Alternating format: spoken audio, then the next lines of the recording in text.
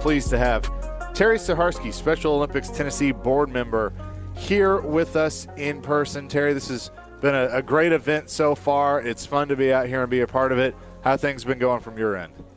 Well, let's just say it's been a great day to play golf. Any day you can play golf was a good day. Didn't hit it as good as I would like, but other than that, I had a lot of fun.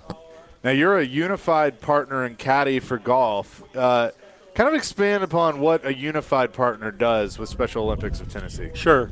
So, obviously, I'm sure this morning you've talked about our athletes and a lot of intellectual disabilities as well as physical, right?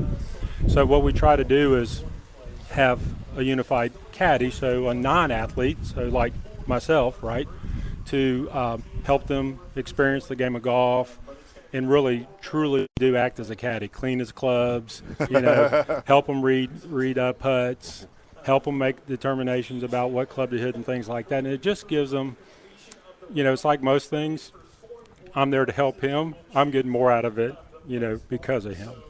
So. You attended the USA Games in Orlando. You got to see how big of an event that is. A lot of talk of trying to get it here in 2030.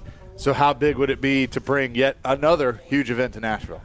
Not to steal your word, but it would absolutely be huge. Who doesn't want to come to Nashville? Yeah. All my friends, come all the time from out of state. So we introduce a lot of people that way. It would be great. The event down in Orlando that we, attended back in June was out at the Y World of Sports at Disney Complex. Cool. Don't know if any of y'all have ever been there. Oh, yeah. Unbelievable facility. 5,500 athletes from all across the country. And just to watch them build the camaraderie with one another, exchange their state pins, and things like that, that's a big deal down there. Now, when you were down there, they were doing the free health screening for all of the athletes. What did you think about that? First experience for that, so it was unbelievable. Okay. Thousands went through there. Hundreds were helped. Tim Shriver, who is the chairman, his mother started, Eunice started the organization. To watch these athletes come through there and, what I learned from it that I had no idea on is so many of them, Special Olympic families, don't even have insurance. And if they do, a lot of times it's a lower end type coverage, and so they're getting turned away. At this health screening, from podiatry to dentistry to eyes to hearing aids, healthy nutrition, all those kinds of things, all volunteers. And we watch people when they get a new hearing aid, for example, that hearing aid is totally free, donated by, by that company. So it was very cool. It really was. It was the most special part of the USA Games to me as a board member and just as a person.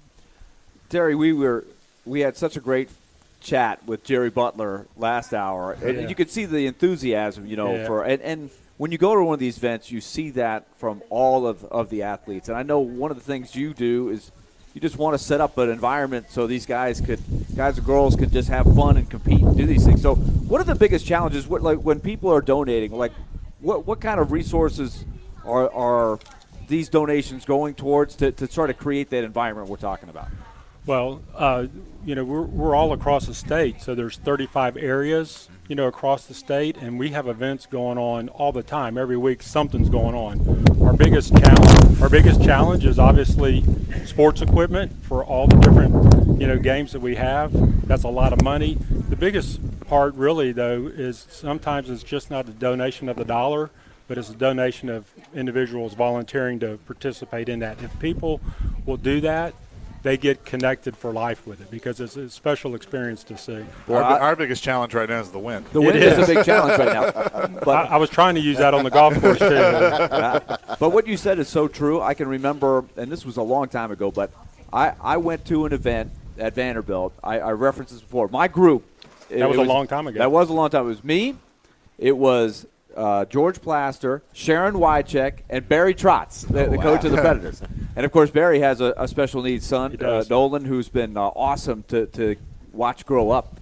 But we must have set a record for high fives, hugs. Yeah. Get everybody's hand in the middle, and Yeah. it just is infectious. What you're saying, because you never forget an experience like that. Yeah, and it's funny you talk about Barry Trotz, but I won't say his name. But we were at a really good friend of his, watching a ball game, and that's where I first met his son. And at the time, now he was a young boy. Yeah, no. This would have been the late '90s, early 2000s probably.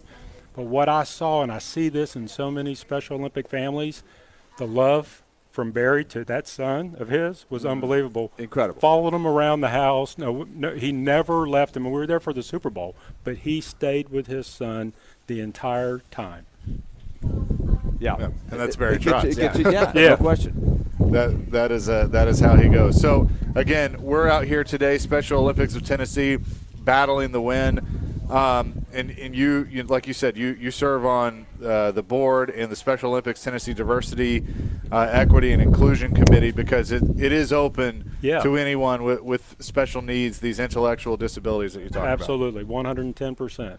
And that is what we're here to support. Again, you can support by texting GIVE, that's GIVE, to 615-270-9948, or visit SpecialOlympicsTN.org. Terry, thanks so much for stopping by today. It's good to chat with you, and we're here to help best we can. Thank you all for doing this. Terry Saharski, Special Olympics Tennessee board member, joining us.